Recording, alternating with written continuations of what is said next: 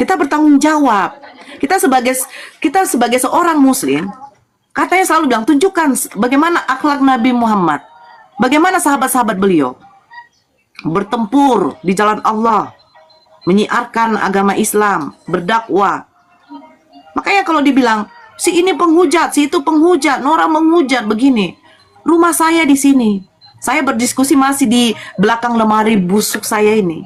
Saya menunjukkan wajah saya. Saya tidak perlu untuk menutupi wajah saya.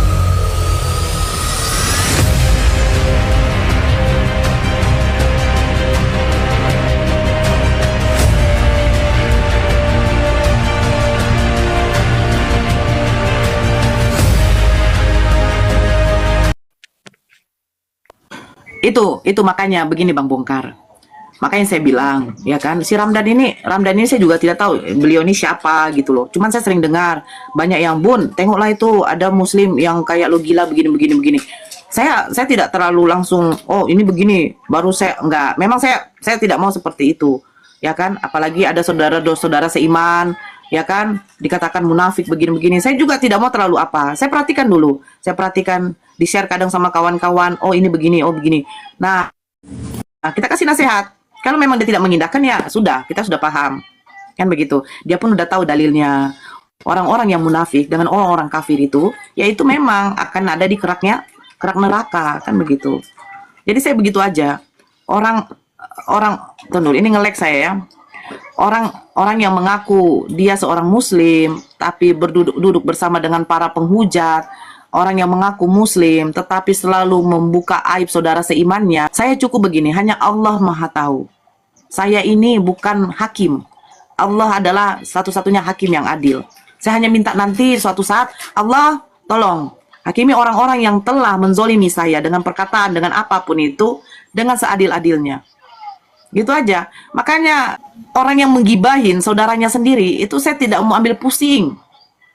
Makan beras, palingan cuman beda harganya. Intinya tetap beras yang berasal dari padi. Ikan tetap dari laut, ya kan?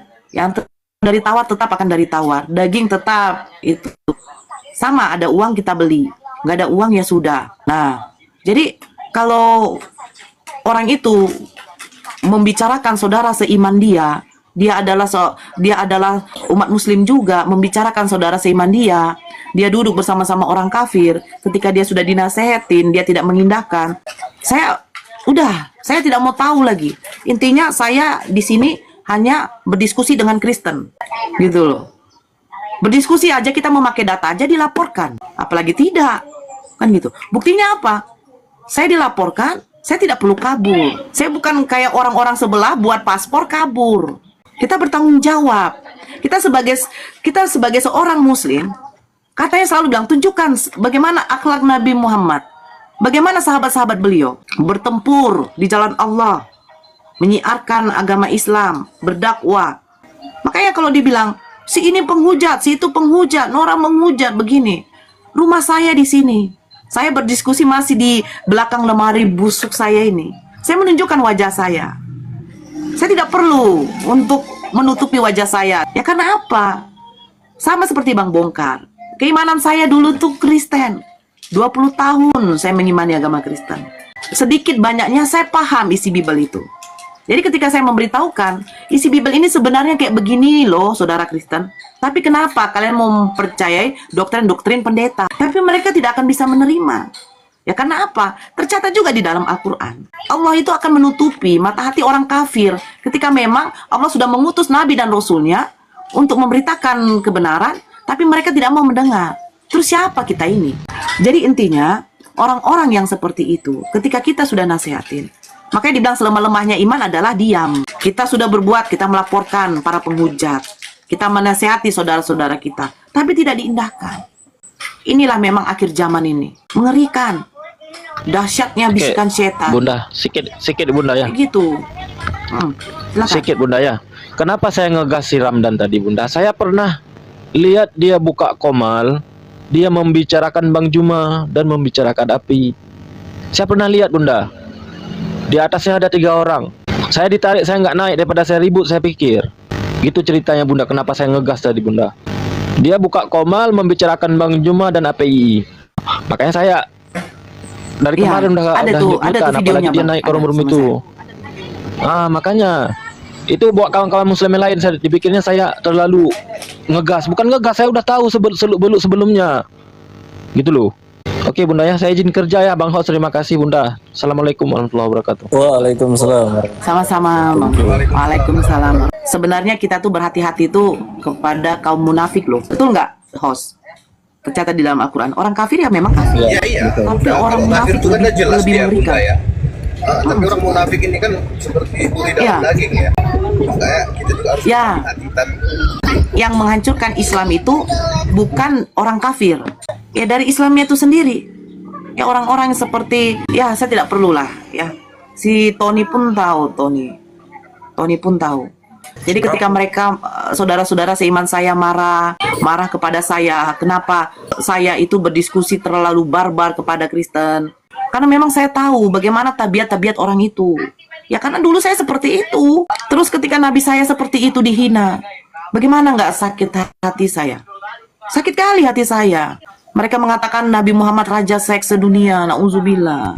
Ya kalau di depan saya udah kena tebas itu. Bunda. Saya kalau kalau saya begitu, di depan saya kena tebas itu betul. pasti. Nah, betul Bang Rambe. Makanya kayak Logila ya, kayak Bang Ramdan tadi ya. Saya kenapa tidak mau terlalu keras? Mereka masih saudara seiman memang. Yang kita lawan itu sekarang sifat setannya loh. Setan yang harus kita lawan, bukan orangnya. Akidahnya masih akidah Islam.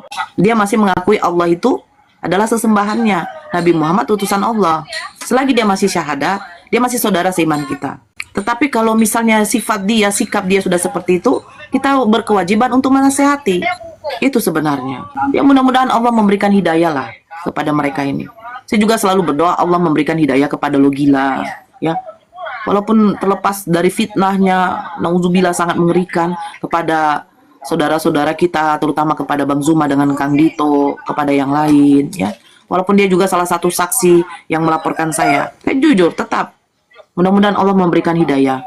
Karena saya kasihan lihat anak istrinya. Bagaimanapun dia tetap saudara seiman, saudara seiman.